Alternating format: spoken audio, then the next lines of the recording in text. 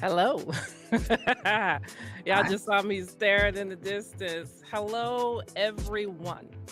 My name is Karen Mayfield Felton, and you are here as we celebrate Women's History Month. I need you all to enjoy this music that I love playing because it is just a jam and beat. And wave at Dr. Kellie Mayfield, my guest for this evening. Y'all go ahead and wave. I'm going to wave at her. You can wave back. Go ahead and wave back. This is Women Leading with Courage. We are almost halfway through Women's History Month. Actually, we're more than halfway through. We are at the Ides of March for my Shakespeare people. And I am extremely proud to be able to share the platform with my younger sibling, Dr. Kellie Mayfield. All right, so we're going to turn this music down and off a little bit so that we can make sure that we hear. Hello, Dr. Mayfield. How are you doing? Hi, Karen Felton. I'm good. I'm good. You How are are you? good. You are great. So, if you all don't know, and if you have not noticed yet, I am sandwiched between two of the baddies in the STEM space. You saw me kick off Women's History Month with my older sister, Dr. Karina Mayfield. Shout out, hey sis. And now you are seeing my younger sibling, Dr. Kellie Mayfield. So, to tell you a little bit about Feet Planted before we get into the good stuff, I started Feet Planted LLC as a platform to inspire, encourage, and give tools and resources to early career professionals who are in the STEM space and in STEM jobs. Feet Planted LLC is a way for me to not just give back, but to make sure that every space that you in, you are inspired. Every space that you go in, that you are confident and know that you ought to be there. And so when we celebrate Women's History Month, I have to give you the opportunity to see women who are doing it, who are excelling, and who have had some struggles and some challenges, because that's what courage and living is all about. So if you are here and you are for that, don't be worried if you're not in science, technology, engineering, and mathematics. Don't worry about that. What we're talking about is applicable to any field of study, and it's more of a life lesson. It's about courage through life as well as through work. So now that you know a little bit about Feet Planted, what I need you all to do is sit there. Look at her. She's perched, y'all. Look at her. She's perched. That's an academic for you. She's perched and ready. That's an educator. I would love to give Dr. Mayfield the floor and tell us about you. Tell us about yourself. Okay, so gosh, I don't know what I would call this path, but yeah, I'm Dr. Kellie Mayfield. I'm an assistant professor at Georgia State University in Atlanta, so downtown, the Gold Dome, as they call the Capitol. It's block or so from my building. My area is nutrition, specifically community nutrition. So I do research and teaching. Teach nutrition intervention, nutrition food policy, global perspectives of healthcare to undergraduate, graduate students. My research area, I say or call myself a community based human in the sense that while we're all technically in communities, I like need to be plugged in to community. I need people. So need a variety of people. So one of the things that I do is to conduct research, preferably with underserved communities. So that's at least here in Georgia, older adults, particularly custodial grandparents, and then I'm starting soon to do some we're I actually got a grant from Robert Wood Johnson gosh with a this is non for profit does food feeding with around metropolitan Atlanta, where we're looking at structural racism. We're looking at structural racism and services received at senior centers, which is called it's called Open Hand Atlanta. So they feed them. So this is kind of like my focus and my interests. Talk about my path, my linear, linear path. And it also kind of contributes to the courage part later in the me and process and STEM. I went to a women's college in Greensboro, North Carolina. So I went to Bennett College a while ago. Really doesn't seem like it's that long, but feels like so. Day before yesterday, and I didn't think that women's college was for me. So we can talk about that and the ideas of a 16, 17-year-old going to college, and being an odd person or being an odd brown person. We can talk about that. So I have a BS in biology. I had a lot of really cool summer internships. I lived on an island for 3 months, worked at a marine lab, um, did was evolutionary ecology as a McNair scholar in upstate New York, like near Canada upstate, not an hour outside of Brooklyn upstate, but like Canada way upstate. And I lived and worked on an organic farm in North Carolina. I also took a class while I was there. So that was really cool, and it ran a CSA. After that, I got a master's in environmental studies with a focus in environmental health, Virginia Commonwealth in Richmond, Virginia. Stayed there after that to be an analytical chemist at an industrial hygiene environmental testing lab. So we did, basically like all the industrial hygiene. So one thing I tell people is like, if you smell it, if you smell it and it's not something that's methane, if it's like fingernail polish, glue, those volatile organics, that's some of the things that I tested for. So we did hundreds and hundreds, variety of things we tested for. So I did that for about 5 years, and then I went to graduate school, went to East Lansing, Michigan. That's the story too for how I made it to Michigan. That was purposeful, to get a PhD in human nutrition and to do dietetics coursework while I was there. So I think that is me academically in my STEM. Before I knew it was STEM, I think I've always kind of like been steeped in STEM, frankly. That's my educational part. My personal part is I'm a urban homesteader. I live in Atlanta proper. So, people say Atlanta, it's Atlanta Metro. I'm in Atlanta. I pay Atlanta taxes. Um, I'm about 2 miles from the Tyler Perry studio, Atlanta. And so here I'm an urban homesteader. I have my house, that gets good sun. It was chosen for the light in the house and the sun. So playing out, used to have grass in the front, grass in the back, and there's no grass in the front. It's filled with medicinal herbs, regular herbs, food, fruit trees, berries, bushes, pollinators. There's about to be a water feature at some point, probably before the summer. Um, let's see, what else? My aspirations. It's aspirations as well, right? STEM based aspirations. Not yet, Okay. but Oh but yeah, that's but that's okay. me. Yeah, That's that's me. Urban homesteader, maker, creative, cooker, not cooking in the sense that everybody eats, everybody cooks, but like dryer, jam maker. I just finished decanting some fire cider, elderberry fire cider that I made. I do that kind of thing. I make pickles, kimchi, sauerkraut sometimes. Just made some sourdough bread. So that's what I mean. so y'all. Some of you have affectionately heard me call my sister a tree hugger because she loves plants, she loves cooking. I mean, this is a complete comprehensive person that you're looking at. Is custom. I listen to what my guests say and I pull out what I think is really interesting stuff. So because I was out of the womb before you, I know a bunch of interesting stuff. So fun fact number one, Mm-hmm. one of the prides, look at her smile because she doesn't know what I'm going to say. One of the things that I really enjoy about Kelly's Dr. Mayfield's early journey is that she was able to do a summer internship at both my alma mater and my older sisters. I thought that that was really cool. So as she came up before she decided to get her doctorate degree, she was with both of us. I think that is just absolutely so cool. Even though I think my place near Canada was cooler than Caritas, but that's okay. The other Pacific thing, Northwest. I don't know. yes. I The don't know. one thing though that you said that I really thought was super cool is urban homesteader. Can you define what that Mm. means, please? So I can better tell you. So I will define what it is, but give you an idea of what it. I guess I would say it is not. So using people here homesteading, that's like bees, that's honey, that is animals. I don't have animals.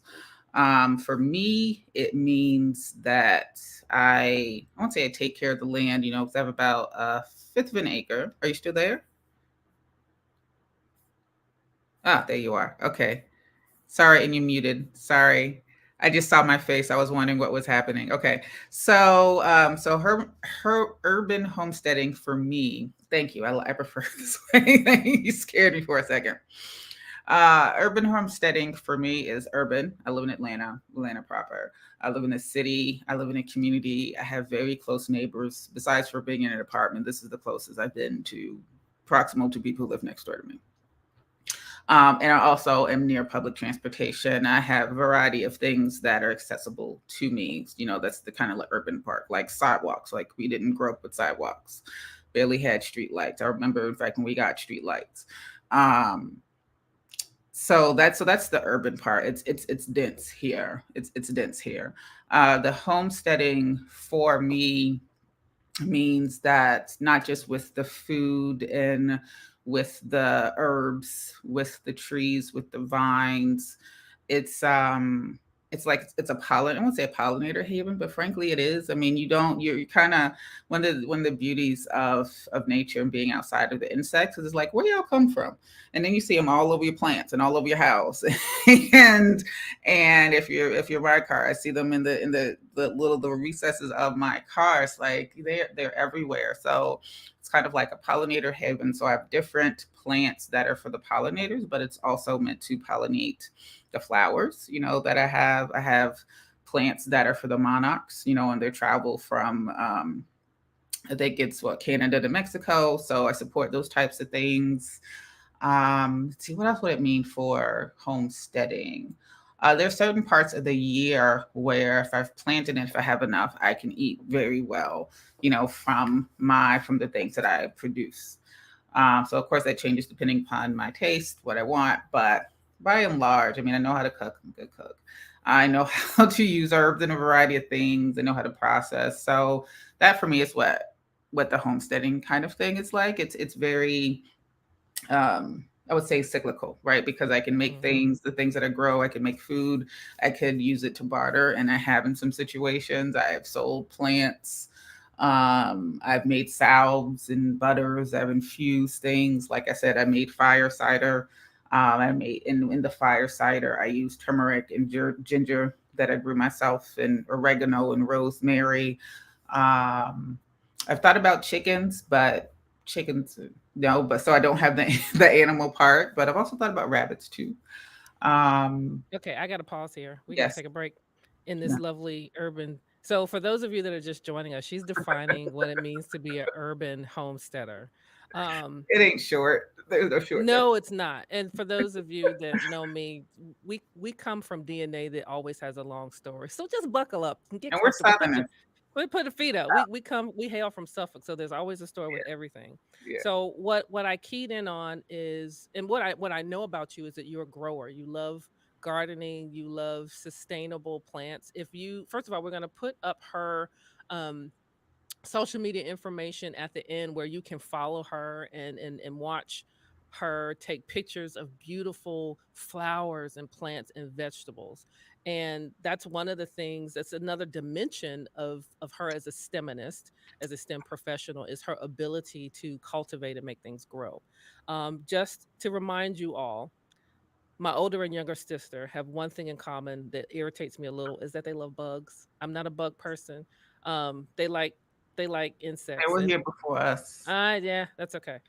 I appreciate that. And so what you're hearing is a well-rounded academic professional woman who has been featured on this old house on what is the station? PBS. PBS. PBS. It I was season posted four that, before. and if you want to actually see an example of what it means to homestead, um, just go to my Instagram and Facebook and LinkedIn, and you'll see where I posted that link that you can listen to her neighbor actually talk about her and introduce her as an urban homesteader.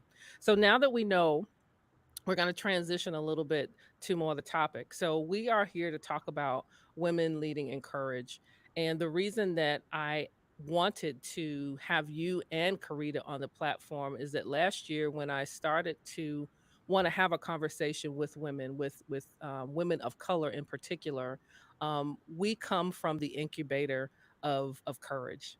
Um, in the summary post, I said courage is in our DNA, and it absolutely, absolutely is. And you are no different. So when we talk about courage, what does courage mean to you? Let's see. I think for me, courage means being vulnerable. It means being curious. It means it means being or liking the sound of your own voice. So I wouldn't say like so much, but knowing that you have one and that it's for other folks to hear. The sound of your own voice is really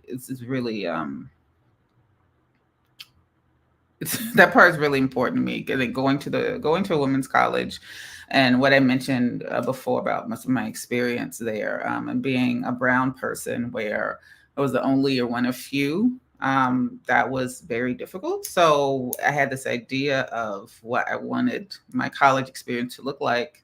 I'm like, yeah, I'll go to Bennett. I don't know about this all women thing, but I'll give it a go. And it was one of the most diverse. It was perfect, and it was right on time. It was the most diverse group of black women, black people I've ever been around.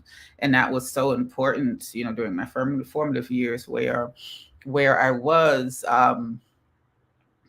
it was not really accepted, right? Like I didn't have a respite or place to be where there were other folks that mirrored me. I was always those other by brown people. And so, and this still speaks to courage, is that while some way, like people like it was high schools, like that was the beginnings of liking what I liked, knowing what I liked, liking it, and not hiding it. Not hiding, by and large, some stuff I'm sure, but by and large, not hiding it. The sound of your voice thing. I still, so my voice, give you an example. When I was younger, someone's like, "Where are you from? You don't sound like you're from here." I'm like, "We went to school together." What do you mean? What's the dumb question? But and that's fine. But I understand what they're saying. And that still happens. That happens now when I say something. I don't know if it's my cadence. I don't know if it's the directness. If it's just the way my sibilance, the way I said the yes. I don't know what it is, but that's been consistent throughout my life. The sound of my voice whenever it developed puberty. But that is that is courage. Um, being, hearing your own voice, whether you're right or you're wrong. That's being vulnerable. I don't always do it, but I do it more times than not. I do try to make an informed contribution, but sometimes I just have a question. The being curious, that's also, for me, part about being vulnerable. Um, Gosh, what else does courage mean to me? Courage, and I've had to use this, especially in grad school, meant having difficult, hard conversations with people in seeming positions of power. Not seeming, in positions of power, but was at the point where enough is enough, where just nothing to lose, and if it was something that was to be lost, then it was to be lost. So that to me, like making those decisions in really difficult times, but that's also part to being vulnerable. That, I think, that was the courage that was the strength that gave me the courage to um be vulnerable, and to make some of the decisions. I had to share with people what was happening and what was going on. In this particular experience, I cried in front. I remember the day and the time some of these things happened, and I had to. It was really hard. It was really, really hard. But if I had kept all those feelings to myself, if I was invulnerable, um, I don't know if I would have. I don't know. I don't know what would have happened, frankly. One of the things that led to this thing improving and getting better was me being vulnerable. Say, I need help. I don't know what else to do. I've done all that I can do.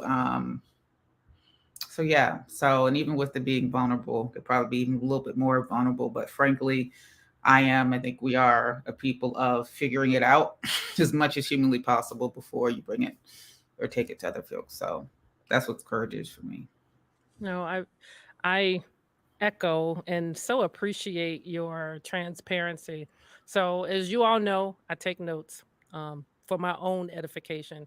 Vulnerability is a challenge, I believe, for women of color because we have this, excuse me, this superwoman cape, and oftentimes we're afraid to basically take the cape off, fold it up, and say, hey, I need help.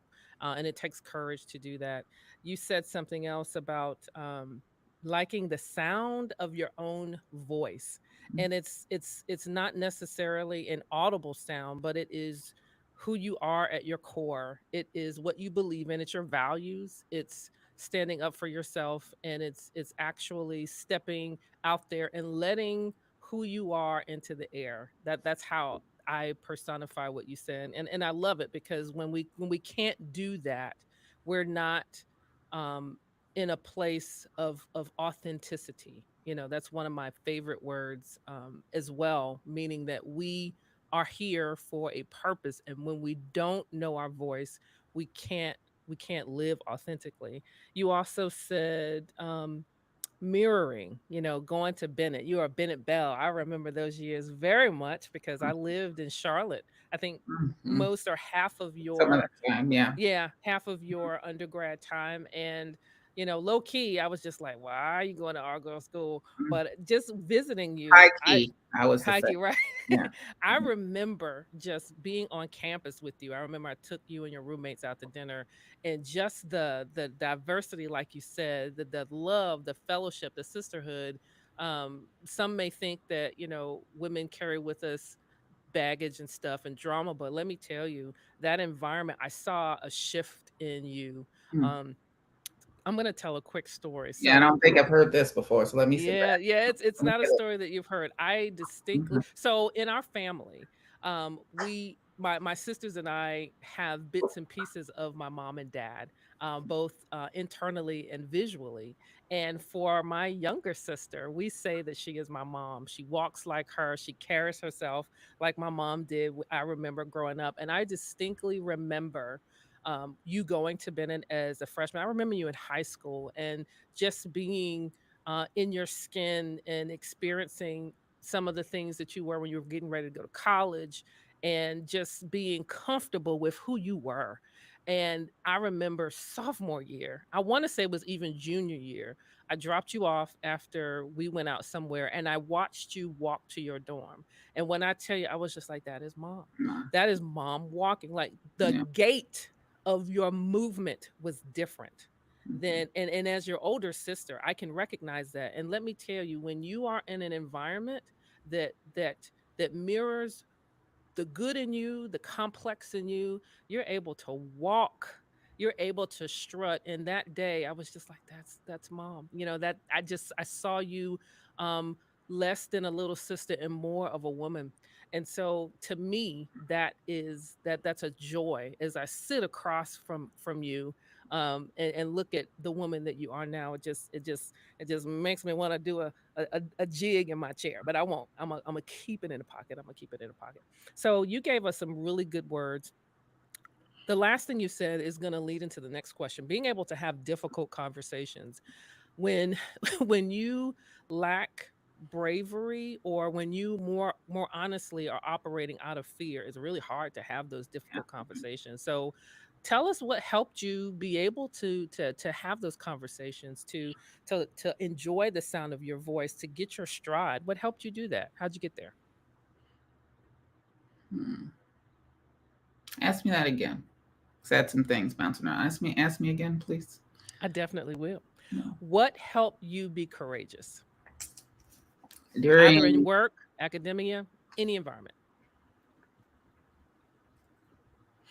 academia is a different it's a different animal. You don't have to pick So that one if you don't want to, but I mean, so and I'm on the tenure track. So it's Gosh, goodness, that is wow, Karen. how did I? How did I? Let me see if I can put this in my own words. How did I become courageous? How do I live it? See, frankly, sometimes it's this weird. It's just wow. This is an and I knew we were talking about courage. This is hard to articulate because sometimes, frankly, I don't feel always courageous. Frankly, in some ways, I am because I am, and it's funny because while I talked about my undergrad being this place of this beautiful rainbow spectrum and all the millions of color beyond Roy G. Biv, just everything, right? Just that diversity in my formative years, and now in my professional, I don't, it's definitely it's not the same. So one of the things I think that I do now is that when it comes to courage is I keep trying. It's still a level of vulnerability. I mean, frankly, I think every day I go to work, I'm being courageous. I teach. I I do the work that I do, the research that I do, and I have the conversations that I have in my classes. That so one of the things. So this is an example. It's probably better for me to give an example than to try to explain it. A few weeks ago, we were talking about. We did my students and I for my nutrition food policy course. We had a tour scheduled for the Atlanta Community Food Bank. So it's community food experience where you experience what it's like to either be on SNAP, be WIC, to try to access resources when you are resource deficient or short. Right, so we did that. We did a tour, and also did a tour for the Atlanta Community Food Bank. So, and then the next day or next class after that, it had a trauma informed presenter who is from the Atlanta Community Food Bank. Her name is Georgette, and so she spoke to the students. So in order to prepare them for that, 2 weeks before that, we did a section on food security. And while I was preparing for class, making sure I have all the sections covered, for some reason, structural racism, I think because of this grant that they have with RWJ, structural racism has been in my head. And I came across a paper that talked about structural racism and equity. And we looked at the paper, and then I really just wasn't sure because of the issues in different state governments with CRT or this woke agenda, this, that, and the other. And I'm like, why am I doing this? why am I talking about this? So food security is one thing. That's a gift. I could talk about that. Why am I choosing to talk about structural racism in my class? It's not racism focused. It's nutrition and food policy. Most of the students are women. These are nutrition students that are preparing to become a dietitian. And RWJ is Robert Wood Johnson Foundation.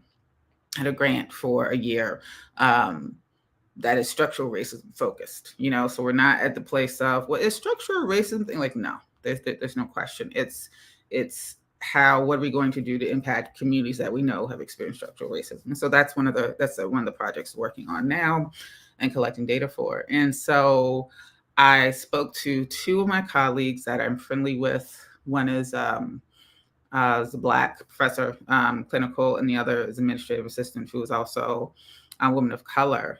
And I'm like, why am I doing this? Why am I doing this? Why? And they're like, because you are, like, because you need to. And I'm like, I know, but why am I choosing? And so I don't know what students, so that's a thing, right? Like for some people that may not be a hard decision, but just, reminder, while I'm in Atlanta, and I tell people, Georgia is not Atlanta, right? So I am in still a conservative state, right? Conservatively run state. So that was a decision I made to talk about structural racism in the classroom in preparation toward the community food bank. That was courage, so I'm going to, so one of the things about courage is like having this faith and hope. Like, you know what? I don't know how this is going to end, but my fingers are crossed real hard, and I hope this is going to end well, and that students will pick up what I'm putting down. So I hope I I answered your question. You did. I like the story, and what I think needs to be pulled out, the thread just a little bit Yeah, is when you were giving your example, you said, "I did it." Courage means that you kept doing it. yeah, When we stop, and doing it, when we stop listening, talking, inserting ourselves in places and spaces, when we stop whatever it is, pick a thing, then courage does not have the opportunity to take to hold. flex its muscle. Yeah, Right. It is a muscle and you have to flex it. The example and the story that you gave about teaching structural race theory, is that, did I get that right? racism, structural Structural racism. racism It was an is article. It was about structural racism and health equity right. for So healthcare, and what I gather is that we are often called to do things that are uncomfortable, that can go either way. And then you alluded to that. Some things can go south and some things can go north. And yet it is courage that says this is the right thing to do. This is right for whatever reason it is. And I'm going to launch out there and I'm going to commit to doing it. And for all of us, that it could be whatever. For you, it was teaching this course, or combining those topics, when initially you didn't think it was needed. So what I'm going to go out on a limb and say is that when we don't do it, when we don't proceed, when we have that hesitation and that fear, or um, again, that hesitation stops us. For me, I heard a speaker a long time ago that says, when you feel that, based on discernment, that's when you know you're supposed to do it. And so, what I say is bravo for recognizing that it was uncomfortable and proceeding to do it, because how many lessons, how much information, how much data, not necessarily talking technically, but how many opportunities yeah, do we yeah, miss? How many folks do we not get the chance to touch when we shrink in the face of adversity, or when we shrink in the face of fear, or when we say, "Why am I doing this again?" I completely appreciate that story, and yes, you did answer the question. okay, For those of you that are academics or not academics, what we're talking about, you can insert your field, your study, whatever you're doing, into your own story, and just imagine what it's like to not really be confident about doing a thing, but there it sits. yeah, And we have a choice.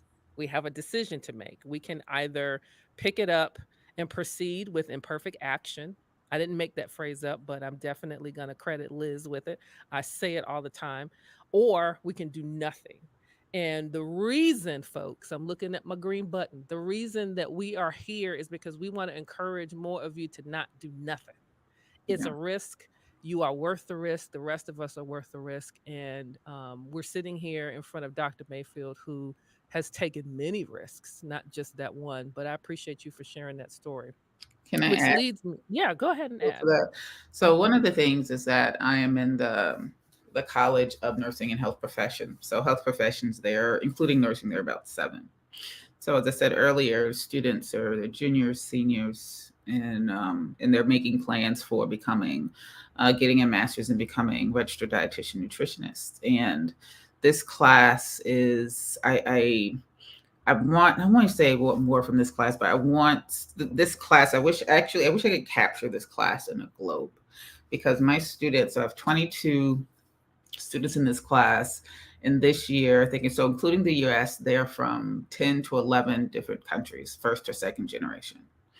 And I remind them regularly, I know y'all are struggling, but you're also privileged because you're in here, place of higher ed. One, two, I hope you all, the fields that you're going to go into, some of them, a few of them, especially if it's not Atlanta type place or adjacent type place, will not look like this.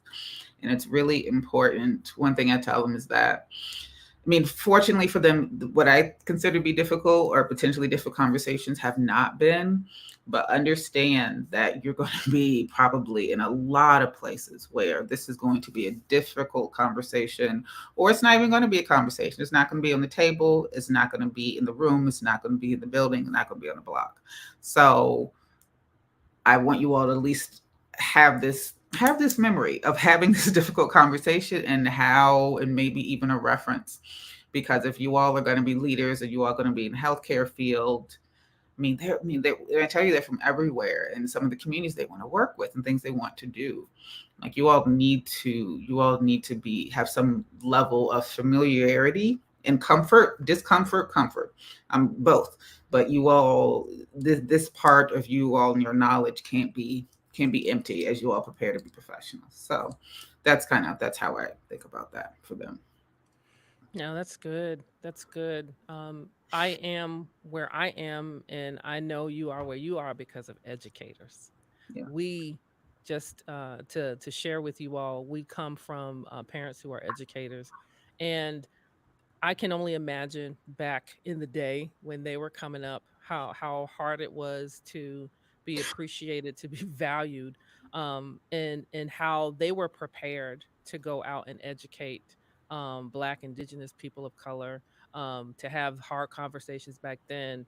And here you are preparing another set of educators, leaders, practitioners Hmm. to in your field have um, more hard I hope so. conversations. I hope Yeah. so. So far, they've had good answers. Mike, so how are you all gonna engage your staff, your patients, your clients, your whatever? You know, like what are that? And that's the thing I want them to get to. Like, what are the things that you're gonna consider when you're dealing with this patient or this client? You know, it's so much more than meets the eye. So You know, that's that's what I want them to do. for the layperson who may not be in this field. I'm going to ask this question and paint a little bit, excuse me, guys, a little bit more of a broader brush. How are you instilling courage in students, young women, um, based on your experiences? You gave us a peek in how you do that for your specific field, but Mhm. in general, what would you say to that student that says, or that person that says, "I don't know if I can do this," and you can pick a Mhm. thing. How are you instilling courage Mhm. in that way? I will say I do most of this in the classroom. I have a volunteer's heart, and I don't volunteer or work with as many members of the community as I would like. One thing I do say is that having this urban homestead, I've met one of the beauties of gardens, whether it's private or it's public, is that the number of people who stop by, especially walking their dogs with COVIDs. With COVID, I've met a lot of my neighbors, and so them frankly seeing a Zaftig, very brown, um, unambiguously brown person with short hair or glasses and a septum, whatever it is of me, and how I look at that moment. I think seeing other people, that part is courage. Just for my neighbors, when it comes to my students, so we have our students are different than even how my education and training was. And so one of the things the university prides itself on is having students, getting students through, and also students from various diverse backgrounds, whether they've had, I guess you're a less than traditional, some are traditional, but traditional path through school. And so one of the things I do, in addition to the food bank experience, the community food experience, the tour. I've had guest speaker, and I am fortunate, really, really fortunate that most of the PhDs, most of the women that are no women of color, most of them are African American. So I've been able to have them come as guest speakers. Um, let's see, I've done that before. I've had different people, and all my guest speakers have not been women of color, but they've been from different environments doing different things that they may not even have thought of. Um, One of the things that I've done, I think I mentioned this, or actually I haven't mentioned this, but one of the things I did this year is that I think the students actually asked me about kind of like how I got to nutrition or what was your schooling and background. And they were really, really surprised when I told them the stuff. Like they had an audible response. And I was like, yeah, I am a nerd, yes, but and I wasn't entirely sure. I should have asked like what specifically that was for, but I don't know what they were quite in awe of. But um, I don't know. I don't know if it was how much science or how much schooling or the different places I've been. I have no idea what it was for, but I do remember being an undergrad doing these summer internships. Um, Having some of the hiccups I had when I was in college, having hiccups applying for grad school, having hiccups for a PhD program, and I don't What talk. kind of hiccups? Be specific. What kind of hiccups are you talking Okay, about? so sophomore, so I went to undergrad with a tuition scholarship. I lost that after my sophomore year. I was a biology major, finished biology major, so I was BS. You know, for biology, you always start with more than you end up with in the sciences, always, and that's for a reason. And so I just think about how students now have tutoring and help, and I just struggled, right? And I was also playing softball at the college too, right? So I just struggled, you know, calc and all the calculus and chemistries and just all of it. It was too much, and I got one C too many, and bye bye tuition scholarship. So that was a big hiccup, and I needed help, and I didn't see a place for it. And after this happened, a friend's like, "Well, why didn't you ask me?" And I'm like, "I didn't know that was an option." This was someone who was getting a dual degree at A&T in engineering and something else. But that was it. Like it was a friend who's like, "Why didn't you help me?" It wasn't an admin or someone in my department saying, you know, it wasn't like that back then. So that's probably more than a hiccup. That's probably a belch. That's I don't know what that is, but that was so that's what I mean by difficult. And I'm glad that you asked for me to be specific because you know the important parts are in the specificity, right? So that was the difficult thing for me in undergrad. When I went through my master's program, I will say frankly, I struggled with stats. When I got to my master's program, that was the first time being exposed to stats, regardless of how far I got into calculus and Same, organic same. Stats was my nemesis. stats. I hope you all saw the fist for stats. And so I had stats three different ways, if you can imagine. It's like having a potato roll, a King's Hawaiian, a pair of like a whole wheat toast, and all of them saying it's the same thing. And I will say, so first time, one of the few times I took it, it was you did all the stat stuff by hand, if you can imagine. Last time I took it, I had biostatistics at the medical college, and I had that class for 2 semesters for a year. I got to be in an ed. And we also had to use some sort of software. But I remember those seasons. I remember because I was still young. I was like 22, 23.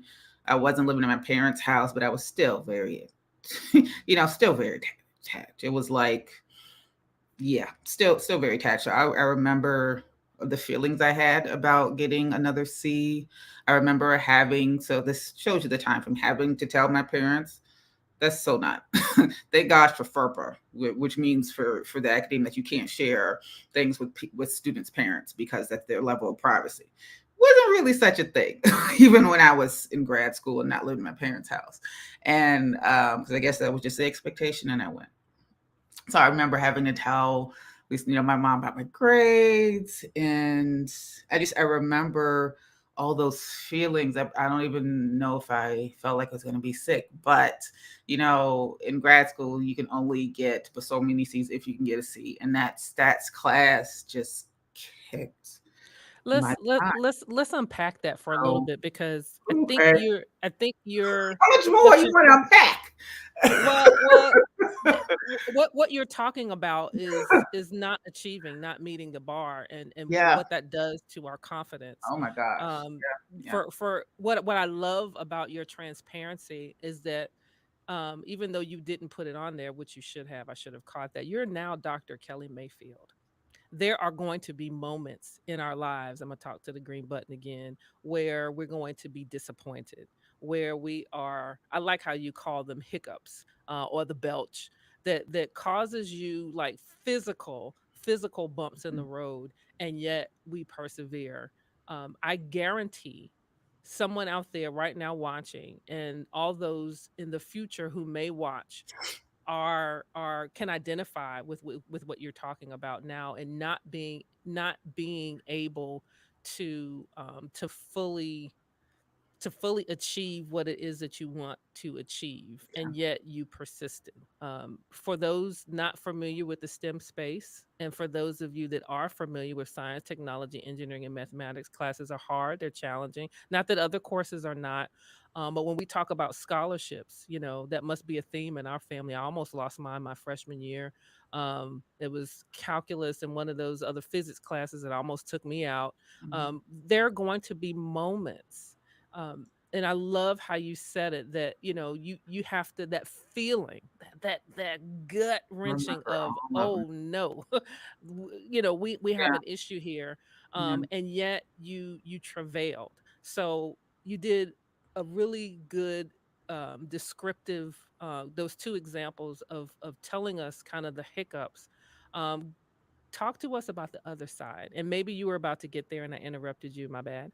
But talk about how you were able to overcome either that or other hiccups to be where you are now, because clearly you did.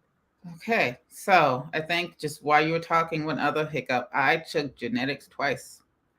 I struggled. And it wasn't just me actually. So I'm just going to say that it was me, a couple of my other science based friends who struggled with this particular professor in this class, and so I took genetics twice. Got out obviously, so that was another hiccup. But again, I think about all the sciences and 18, 16, whatever credits. So the hiccup. So the other side. So one thing I will say about the other side is that the other side is during and between these hiccups, right? So one of the things about me is my levity.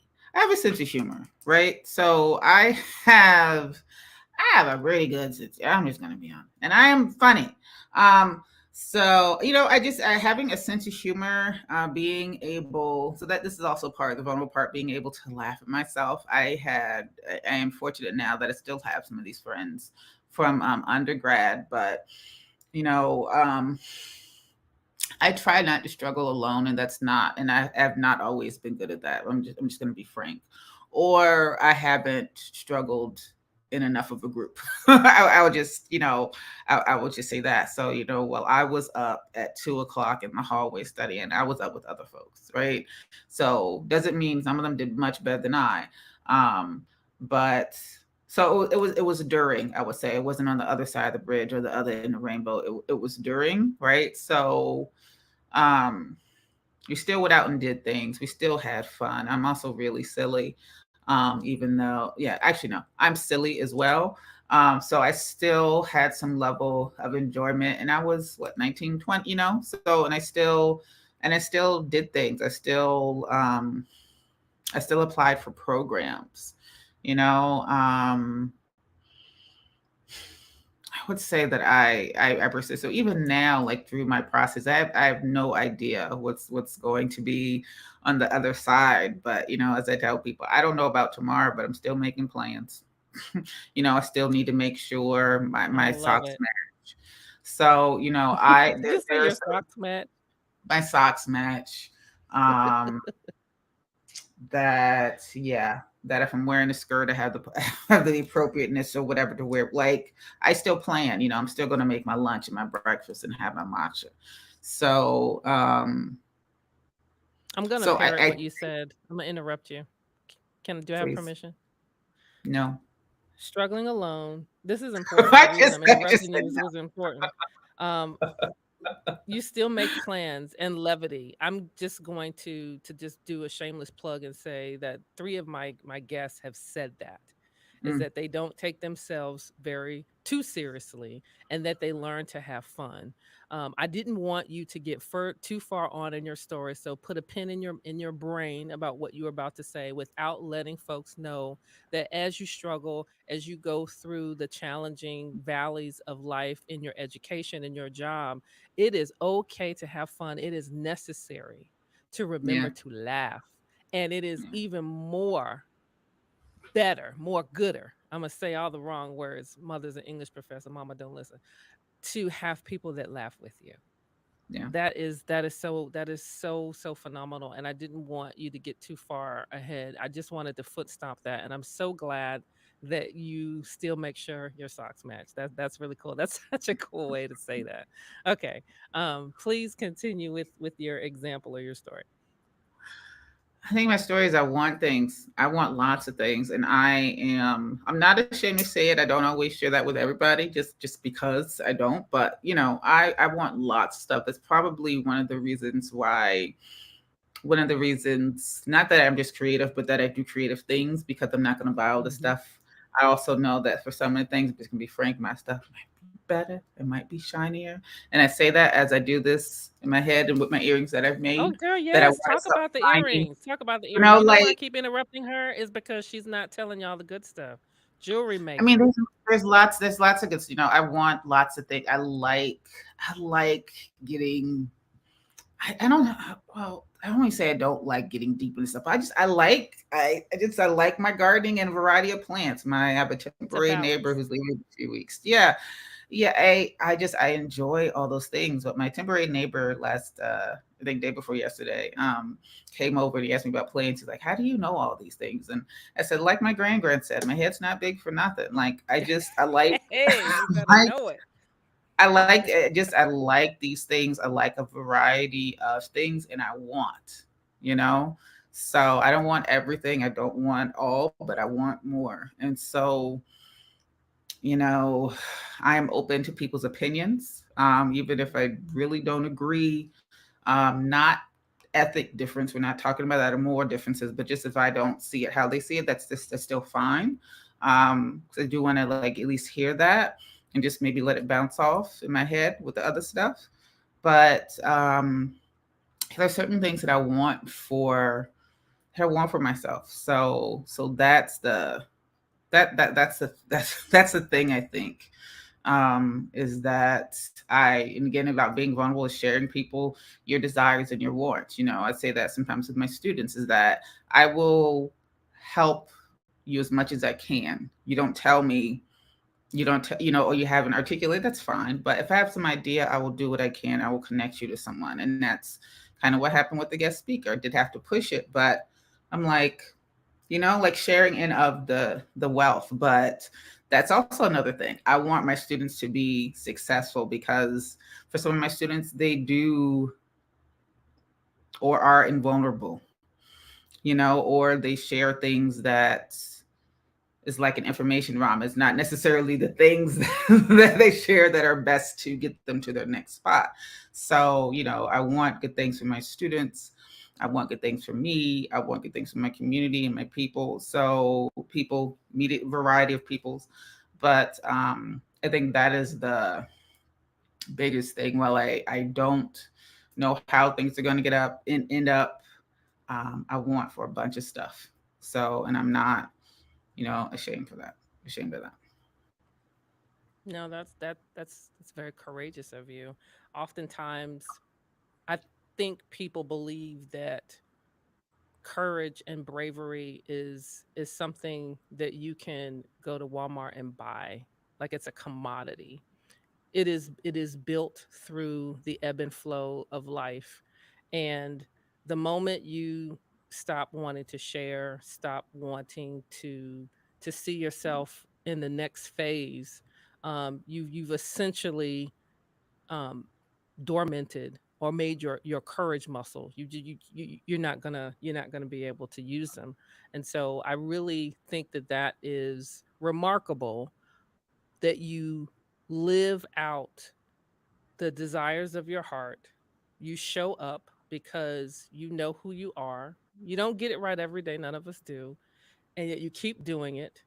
and you don't do it alone. There are times that we need to do it alone, and there are times when we do it in community. One of the things that I'm just going to say, and then I'm going to get to my next question, is that when we do our thing, when we shine, when we are curious, when we're vulnerable in community, that builds other people. And so I Yeah. love how, as an educator, she's an assistant professor, that you're doing that for your students, you're doing it for yourself. You have your tribe of people that ride for you, that encourage you, and you encourage them. This symbiotic relationship. You obviously have sisters. We do that for each other.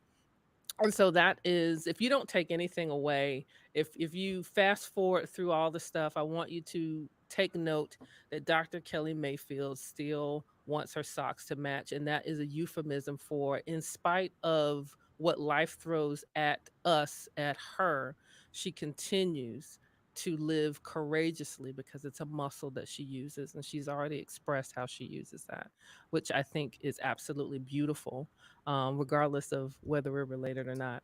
I do have one last question that I would love to hear your answer to, and that is, tell us about the Needs a person preference. who tell Partner needs a us about preference. the person who exhibited courage to you.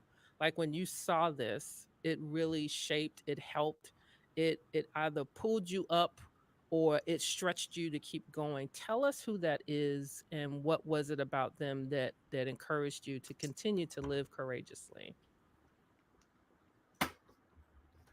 So this is a familial connection.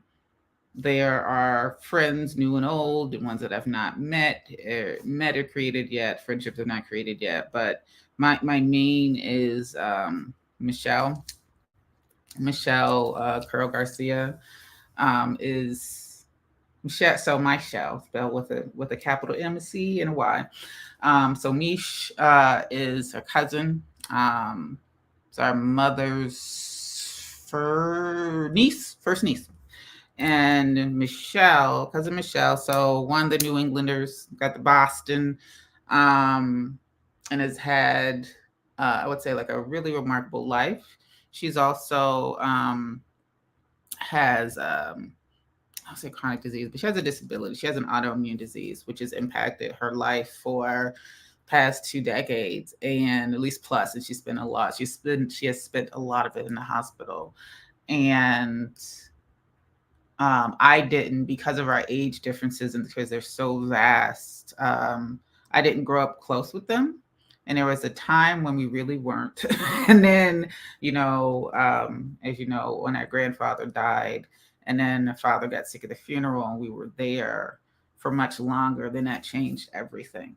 Right. And so that was the beginning of this cousin being, I think, like a sister cousin. And so we live proximately. I live proximately to Michelle and her family here in Georgia, and she just really amazing. I mean, having pain and having a chronic illness is no joke, and she's brilliant. Like her brain, the things that she has done, her getting up every day, her manifestation and seeing things that she wants, her her courage, her courage and her love. Like there are times she'll tell me things, just like about me, like just like I love you better than your mom. Like Michelle is just I Michelle is just really, really, really awesome. And Michelle, and this is a thing about family, and I think even being vulnerable with your families, like Michelle sees me in a way that I don't see myself, which is what, frankly, I need. We all need that. Um, but she is just really just like brilliant, just like really, really smart and quick at things, and has had, I feel like, multiple lives. She has she has lived, in a variety of things that she has done. And there are just so many things that, at least recently, like even when it comes to business, not I want to say business, but something she did recently, and I was like, wait a minute, you can do this. She's like, yep. And I was like, what? And she's like, yep. I was like, no. She's like, yep. And I'm like, okay, that's possible. I hadn't realized that was possible. Um, and it was free. I didn't have to pay someone for it. And it was in a place, it was at like, their home, where I was like, okay. Cause I make jewelry. And that's something that's one of my creative outlets, but it just gave me an idea about something. Cause this, while I'm a scientist, I'm also a creative. And I like to make things. I like variety. I like shine clearly. But that was just every time. I know when it's been a while that I've not heard from her. That usually means that she's in some sort of pain, ebb and flow. But the fact that she perseveres and that she lives through it, like, they're just the perseverance, the courage, the support, the love, even though they're about 30-40 minutes away and I don't always see them as often as I like. I frankly would like for them to be in our back pocket. Driving 40 minutes is a little far for me sometimes. But I'm just like, man, even on my hardest days, living with chronic pain is just no comparison. No comparison at all. To have these experiences in, like, to be in the hospital, like, that is amazing. Just, it doesn't compare to anything. Not even my worst days, and my failures are what I think is the worst day. So Michelle is I don't know what to start, but she is my I would say, yeah, my North Star for courage and support, and what it's like to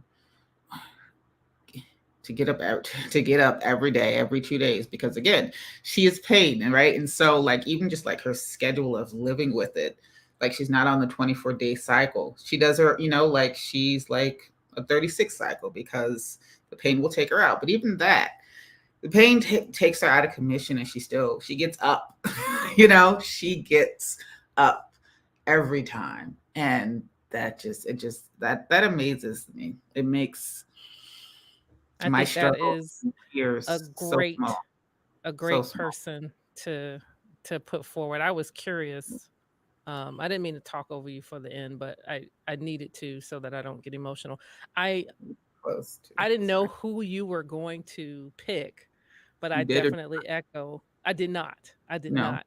I didn't think. And I wrote down some notes as I usually do. And the person that she's speaking of is our first cousin, whom I grew up with. She's about three years older than me, so we were more contemporaries. But again, I want to highlight some things just in case you all missed it, because it's a very personal, as my sister said, as Dr. Mayfield said, is a familiar thing.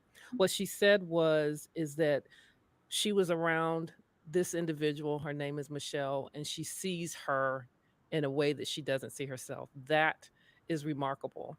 And the courage that she exhibits is one that is resident in her DNA, despite what's happening, despite illness, despite the circumstances. She presses on, and she presses on with who she is in that moment, not sure of the future moments. That to me is the epitome of courage. And you said it so beautifully. You also articulated um, that she talks about what's possible. Folks, one of the ways to get past fear and to get to a place where you're acting out of what you know in your gut is to think about what's possible and to do it anyway. And our cousin Michelle definitely embodies that.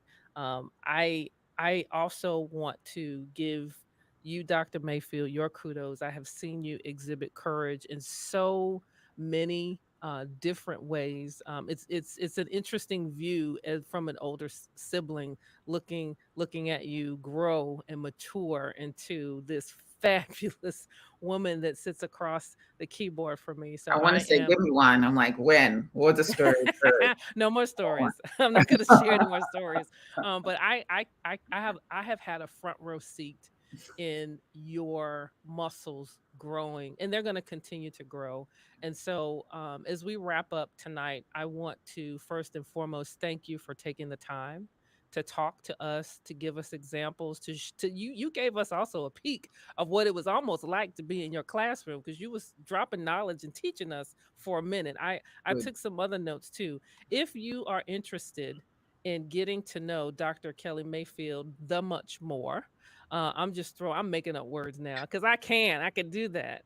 Um, Assistant professor, Georgia State University, community based human researcher, gardener, and creative. She had a lot more words on there that are 100% accurate, but I ran out of space.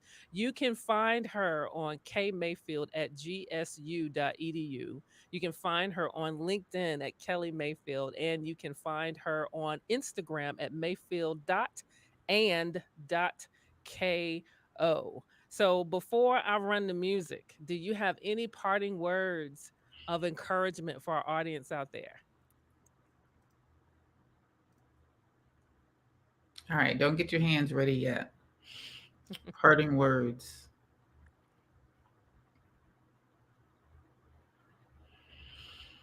You don't have to be Dr. Someone to share your experiences and your story.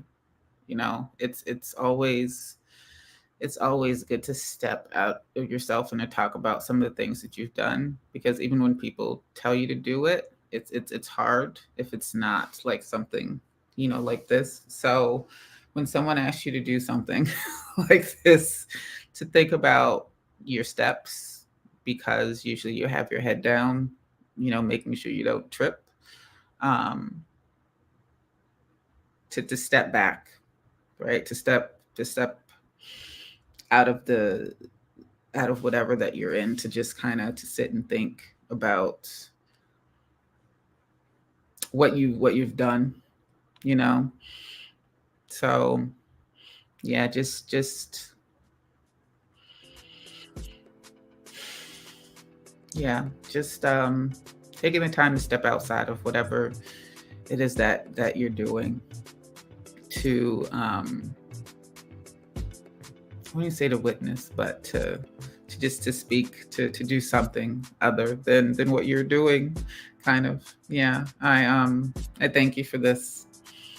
Thank you for this. This has That's been a good. while since I've done something like this. So You're thank very, you. very welcome.